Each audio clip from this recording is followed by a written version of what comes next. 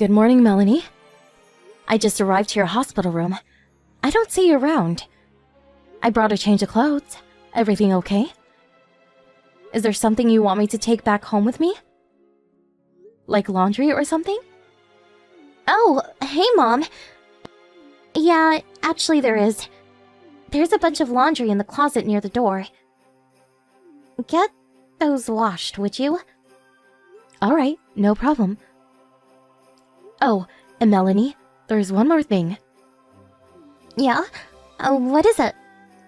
You and the baby are scheduled to come home the day after tomorrow, right? Yes, that's right. Why do you ask?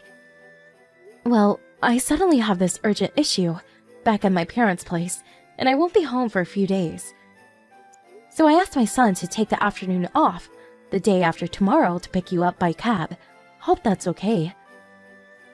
Oh, yeah? Okay, so Rob is gonna pick me up, huh? No problemo. No problemo?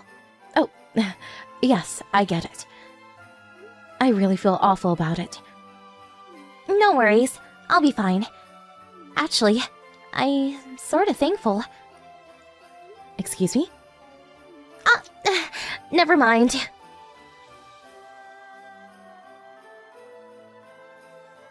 Hey, Mom. Weren't you supposed to be back from your folks' place about now? Yes, that's right. I should be home in about an hour or so. Oh, yeah? You don't have to come home. Oh, wait, pardon me? After your husband died, your son Rob and I live in the main house. And you live in the attached cottage out back, right? Yes, that's right. What about it? Since I'm alone, I prefer the smaller house. Less to clean, it's actually quite comfortable. Although we live on the same property, we made it a rule that we would not interfere with each other's lives. I see. Then it's decided.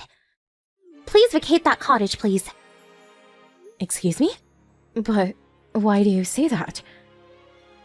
Seems obvious, right? After your husband passed away, the house was handed down to Rob, who's your only son. So I figured, since I am Rob's wife, I have the authority to determine who lives here and who doesn't. Makes perfect sense, right? And what's more, I just gave birth to a healthy young boy who will next take over this property someday. So, simply put, I surpass you as the authority figure here. I make the decision about this family and this property. You're not making much sense, Melanie. If you can't understand, I can explain it to you again. If you like, I got all the time in the world. Oh, and that little cottage you're living in now? Once you're out, my folks will move in, so I'd appreciate it if you get your stuff out of there ASAP. Thanks. I really wish you would stop making all the decisions like I didn't even exist. Considering that it would be hard bringing up a kid, it would be way easier for me to ask my folks rather than my mother-in-law, who I hardly know. Don't you agree? Don't you agree that a stress-free environment is important for bringing up a child? For both mother and child? So, you feel that my presence is stressful. Is that what you're trying to say? Please, Mom, don't get me wrong. It's not just about you. I just grew up thinking that, that all in-laws are supposed to be a little, cruel and nasty. Does Rob feel the same way as you? I haven't asked him, but I'm sure he feels exactly the same. But I can't be persuaded to change my mind. If I can get $10,000 a month as support payment, my mind can be easily swayed. Pardon me, $10,000? Obviously, you can't pay such a fortune, so I want you out of the cottage by the end of the day. Even if I was to leave, I still have a lot of stuff in the house. I need a few days. I bet you're just saying that, and then you're gonna squat there forever. I have other accommodations, so that won't be necessary. Are you sure about that? I remember when you first moved in, Melanie. Those huge cardboard boxes? How did you even get those boxes to the house? I've always wondered about that. You know perfectly well how hard it is to move. It's not as easy as packing a bag and saying goodbye. Yeah, but I really doubt you have somewhere else to live, but again, that's your problem. Okay then, I'll give you until Sunday to move out. That should be more than enough time. If you're even a day late in moving out, we cut family ties and you'll never see your grandchild ever again. You're out of the house, like it or not. Just keep that in mind. Cut family ties, huh? I may be saying that to you sooner rather than later.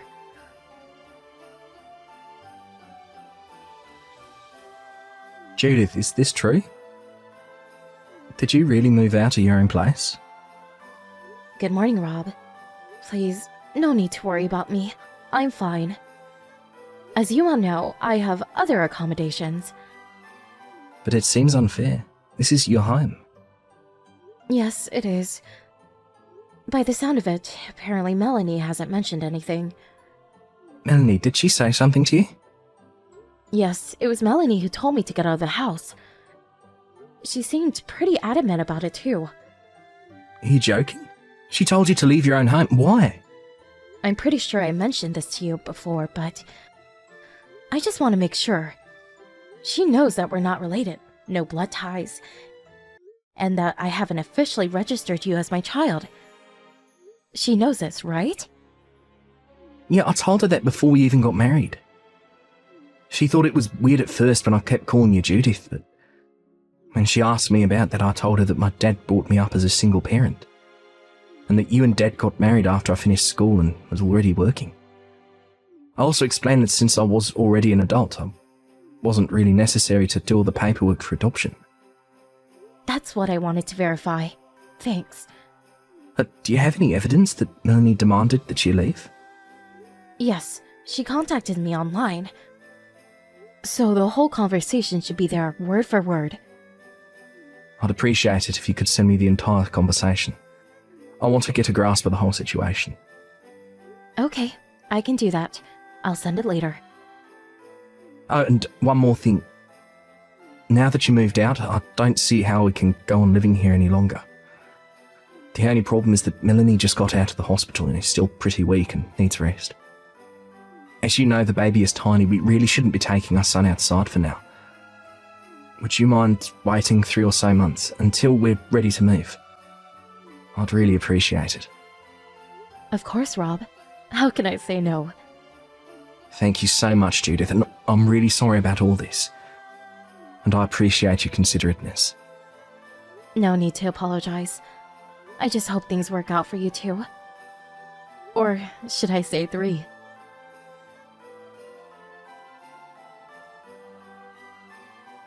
Hey, pick up, would you? This is my first time hearing about this. What's going on? Oh, hello, Melanie. It's been a while. How are you? Let's cut the niceties, shall we? Why the hell do we have to move out? You're the one who was supposed to get the hell out of here. I finally scheduled it so that my folks would move in. As a matter of fact, they just terminated their apartment lease and packed their stuff. What the hell is going on? What have you done? I'm sure you heard everything from Rob. He told you that the owner of the house is me. That can't be right. When a father dies, the son takes over as heir. Rob's the only son. The house obviously goes to him. What are you, delusional? And you have to pay all kinds of taxes too. Like property and state taxes. You're just a housewife. You would never be able to pay that. Oh, I see now. That's where all misunderstandings come from. A misunderstanding? What are you talking about? For starters, I'm not a housewife. Actually, I'm an investor. Wait, excuse me? An investor? I'm not only investing in stocks, but also have considerable real estate assets too. And that house you guys are living in right now? I bought that house years ago, which is also in my name. Wait a sec. Am I hearing you right? My husband's office was not far away, so when we married, we moved in here. It was just more convenient. After a few years, Rob got transferred to this area, so he moved in with us. The place is pretty big, so 3 adults wasn't a problem, and we had the cottage out back. We lived a nice, peaceful existence for years, before you arrived. So, does that mean that the house will not be Rob's for the foreseeable future? That's where you got your wires crossed again, Melanie. About any inheritance, we decided long ago that when my sister's child turns 30, she would inherit the house. We decided that years ago, and Rob's father was well aware of it, as Rob is. I'm surprised he didn't tell you. Are you for real? That doesn't make sense. Even if Rob is not your real child, he is nevertheless your son. You can't deny that. He has rights too. Being your son, he has way more rights and priority than some niece or nephew. I never officially adopted him as my son. Therefore, there is no inheritance involved. Although he may be perceived as my son. I don't want to sound crude, but he is actually a stranger. Wait a second. So, does that mean no matter what I do, this house will never be mine? That seems to be the case. You can't do this! No way! I won't let you do this! I already talked to Rob about all this. I'm bewildered by your reaction. I thought it was all resolved. This wasn't how it was supposed to end! We were supposed to get the house. My folks were supposed to. Am I hearing you right? Was that your intention? To somehow outright own that house? Is this what it's all about? Yeah, so what? I have no say in what you two are going to do going forward. That's for you and Rob to decide. Excuse me? I decided to move out and live at my summer home near the ocean. As for that house, I'm going to put it up for rent in the near future. Once I get the schedule figured out, I'll send you the date I will need you to move out.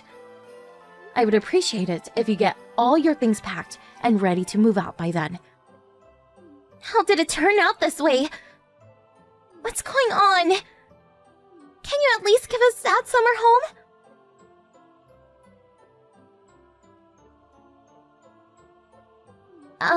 Hello, Mom. It's been a while. How have you been? Is that you, Melanie? What do you want? I hope it's not about extending your stay. I already have that place on the market. Besides, I thought we made it clear that we have to cut all ties. Cut ties? Why would we do that? Can't you see me and your grandson right outside your window on your front doorstep? Come on, Mom. Open up the front door and let us in. Pardon me? What are you talking about? Which front doorstep? Are you even at the right house?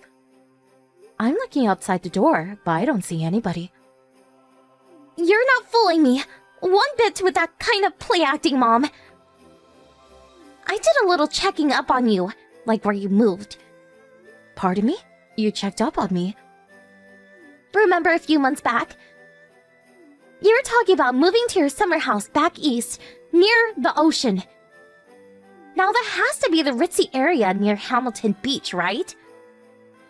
I did a thorough check on that place. I checked every address around the area and finally tracked you down.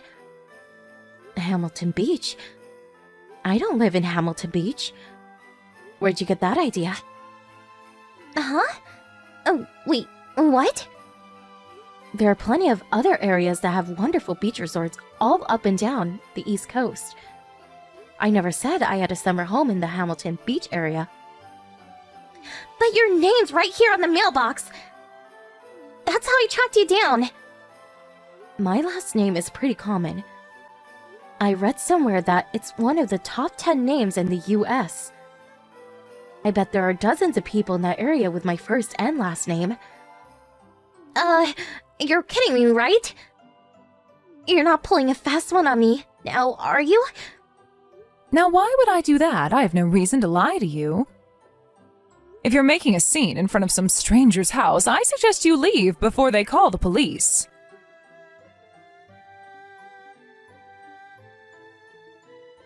That was a close call. I talked my way out of it. I said I was lost. That guy was about to call the cops on me. So, Melanie, what's this all about? Pardon me? Why did you come all the way out east to find me? Were you just curious to see where I lived? Well, I figured, you're not getting any younger. Maybe you wanted us to live with you. I mean, with your grandson and all. Live with me? You want to move in with me? Yeah, your husband's passed, living all alone. Figured you'd want some company. I really don't need a total stranger to be concerned about my well-being. But you're living alone and... I didn't mention this before, but I plan on living with my other son. My real son and his family. You have a son? You mean... Yes, we're planning on constructing a 2-family home not far from here. We'll live separately, but live on the same property. Kind of like the arrangement we had before, but more spacious. Oh, wait a minute. You're talking about Rob and his family. Family being me and your grandson. Why didn't Rob tell me? What a relief. But if that's your plan, I would appreciate it if you could maybe stay at that nice little summer home and have my folks move into this new house. Now that would be the best outcome possible. There you go again, Melanie, always coming to hasty conclusions. I said my real son. I wasn't talking about Rob. Not Rob. Wait a sec, what? I have a 28-year-old son from a previous marriage. I suppose that makes him Rob's younger stepbrother. I talked to Rob about this already. I told him I was going to live with my real son and his family. Oh, and they have a 2-year-old daughter. You already have a grandchild? Didn't I tell you this before? I thought I did. Did you? I don't recall. Oh, and didn't Rob file for divorce? Who told you? I don't live with Rob anymore, as you know, but I do keep in touch with him. Despite what you think, Rob and I are on good terms. We've always seen eye to eye. The reason he filed for divorce is mainly because of your infidelity. When did you find out about... I know a lot more than you think, Melanie. Including the fact that the child you gave birth to was not Rob's at all. Rob confided in me that he has no idea who the father is. The DNA test proves it's not his. When did you talk to him about... No use trying to deny it, Melanie. He told me everything. But there must be something. I better get going. I'm having some friends over this afternoon. Please, Mom, Judith, please. I have nowhere to live. Goodbye forever, Melanie. Please, Mom.